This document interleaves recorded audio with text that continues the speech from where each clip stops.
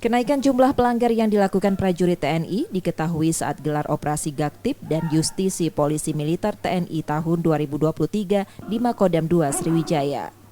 Operasi ini digelar untuk meningkatkan ketaatan hukum, disiplin dan tata tertib prajurit agar prajurit mampu menjadi patriot NKRI mendukung pembangunan nasional.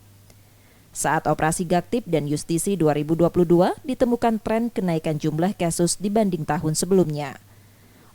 Kita akan meningkatkan tadi tentunya terjadi peningkatan ya pelanggaran tata tertib, disiplin itu meningkat 55,6%. Ini menjadi fokus kami supaya ini tidak meningkat lagi.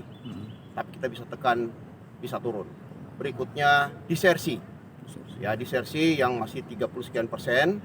Nah, ini kita juga akan kita upayakan untuk tidak meningkat lagi, bahkan kita bisa turunkan.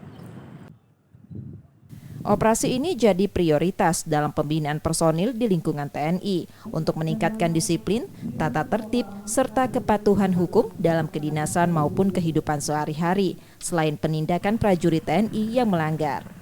Kemudian mencegah arogansi prajurit TNI yang bisa merendahkan martabat dan citra TNI di masyarakat. Tim Liputan Kompas TV, Palembang, Sumatera Selatan.